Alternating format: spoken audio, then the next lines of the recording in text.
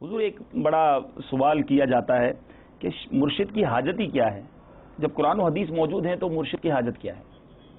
نہیں، یہ تو عجیب سا سوال ہے۔ ڈاکٹری کی کتابیں مارکیٹ کے اندر موجود ہیں، علاج کے سارے طریقے موجود ہیں، طب یونانی ہو یا طب لقمانی ہو یا طب روحانی ہو یا دوسری ہو، ہر ایک کی چیزیں موجود ہیں۔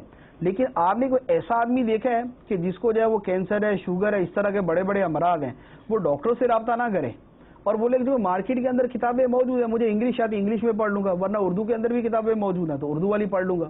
تو اگر کوئی شخص اپنے جسمانی امراض کا علاج صرف کتابیں پڑھ کر نہیں کر سکتا تو روحانی امراض کا علاج بھی صرف کتابیں پڑھ کر نہیں ہو سکتا۔ تو کتاب سمجھانے کے لیے اس کے ساتھ ہونا چاہیے۔ خود قرآن کے اندر موجود ہے، نبی کریم صلی اللہ تعالی علیہ وسلم کی جو عظمت و شان بیان فرمائی، اس کے اندر فرمایا کہ وَيُعَلِّمُهُمُ الْكِتَابَ وَيُزَكِّيهِمْ، کہ یہ نبی ان مسلمانوں کو کتاب اللہ کی تعلیم دیتے ہیں اور ان کا تزکیہ فرماتے ہیں، ان کے نفس کا تزکیہ فرماتے ہیں، ان کے نفس کو پاک کرتے ہیں۔ تو اس سے پتہ چلا کہ تعلیم کتاب کے ساتھ تزکیہ ایک جدا گانا چیز موجود ہے۔ تو پیر پکڑنے کا مقصد یہ ہوتا ہے کہ قرآن و حدیث کے اندر جو ہے ایک چیز بیان کی ہے، لیکن لازمی بات ہے کہ ہر آدمی کے ساتھ جو صورتحال درپیش ہے بعینی وہی صورت اس کو قرآن یا حدیث میں مل جائے، یہ مشکل ہے۔ مثال کے طور پہ قرآن پاک کے اندر ہے حسد کے بارے میں کہ حسد جو ہے وہ ممنوع ہے، حسد سے پناہ مانگی گئی ہے۔ احادیث مبارکہ کے اندر موجود ہے کہ حسد جو ہے یہ حرام ہے، نیکیوں کو کھا جاتا ہے۔ اب آپ مجھے یہ فرمائے کہ ایک آدمی کو یہ پہچان کرنی ہے کہ میرے اندر حسد ہے یعنی وہ کیا کرے؟ تو اب اس کو یہ کیسے پتا چلے گا کہ میرے اندر حسد ہے؟ یعنی تو حسد کی علامات، پھر ہر علامت کے اعتبار سے اس کا علاج، پھر علاج کے بعد یہ دیکھنا کہ یہ واقعتاً میرا مرض دور ہو گیا یا نہیں، پھر اس کے بعد یہ ہے کہ کیا حسد دور ہو گیا تو تکبر تو نہیں موجود، پھر تکبر کی علامت، پھر اس کا علاج، پھر اس کے بعد ریاکاری۔ تو اب حسد، بغض، تکبر بنیادی طور پہ یعنی یہ مشہور تین باطنی کبیرہ گناہ جس کو ہر مسلمان سمجھتا ہے۔ تو اب ان تین کی حرمت کا تذکرہ قرآن میں حدیث میں موجود ہے، لیکن اس کی مکمل ڈیٹیل، اس کا علمی علاج کیسے ہوگا، اس کا عملی علاج کیسے ہوگا، اس کی علامات کیا ہیں، علامتوں کو پہچاننے کا طریقہ کیا ہے، پھر کس طرح کے حسد کا علاج کس طریقے سے کیا جائے گا، کس طرح کے تکبر کا علاج کس طریقے سے کیا جائے گا۔ تکبر کی ہزار صورتیں ہو سکتی ہیں، بخل کی ہزار صورتیں ہو سکتی ہیں، ریاکاری کی ہزار صورتیں ہو سکتی ہیں۔ تو کیا ہر صورت کا مفصل جواب قرآن یا حدیث میں موجود ہے؟ تو لازمی بات ہے مفصل طریقے سے موجود نہیں ہے۔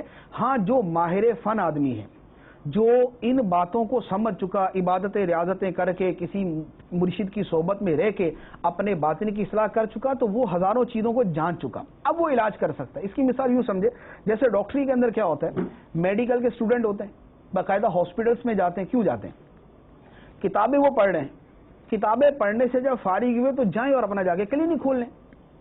آپریشن کرنے کا طریقہ کتاب میں پڑھ لیا، پڑھنے کے بعد جائیں مریض کو پکڑے آپریشن شروع کر دیں۔ لیکن کیوں نہیں کرتے؟ وجہ یہ ہے کہ کتاب پڑھ کے آپریشن کریں گے، بندہ ماریں گے۔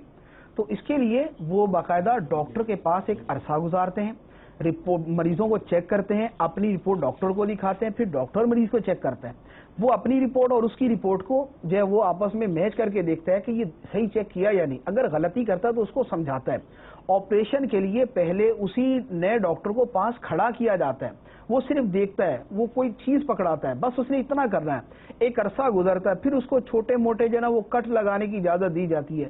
یوں ایک وقت گزرتا ہے، اس کے بعد جا کے یہ آدمی ایک سرجن بنتا ہے، پھر یہ ماہر سرجن بنتا ہے۔ تو باطنی امراض کا علاج، باطنی آپریشن، باطنی مواد کو نکالنا، اس کے لیے بھی ضروری ہے کہ آدمی باقاعدہ کسی ماہر فن سرجن جو باطنی سرجن ہے اس کے ساتھ رہے، کتاب پڑھے، اس کے بعد اس کی صحبت میں جائے، پھر اپنے امراض جو ہے اس کے سامنے پیش کرے، وہ اس کے ایک ایک مرض کو دیکھے گا، اس کو علاج بتائے گا، پھر اس کے بعد چیک کرے گا اس کا مرض دور ہوا یا نہیں ہوا، پھر اس کو دوسروں کی اصلاح کرنے کا ملکہ اور اس کا طریقہ سکھائے گا۔ یوں ایک عرصہ گزرتا ہے تو اس کے بعد جا کے ایک مرشد کامل تیار ہوتا ہے۔ تو دنیا کے کسی کام کے اندر اگر صرف کتاب پڑھ کے کوئی آدمی تیار نہیں ہو سکتا، تو اسی طریقے سے قرآن اور حدیث پڑھ کے بغیر کسی سے سمجھے کوئی بھی شخص جو ہے وہ اس فیلڈ کے اندر ماہر نہیں بن سکتا۔ سبحان اللہ، سبحان اللہ، بہت پیاری آپ نے تشریح فرمائی تھیوری اور پریکٹیکل کے حوالے سے کہ کتاب موجود ہے لیکن پریکٹیکل بھی ضرور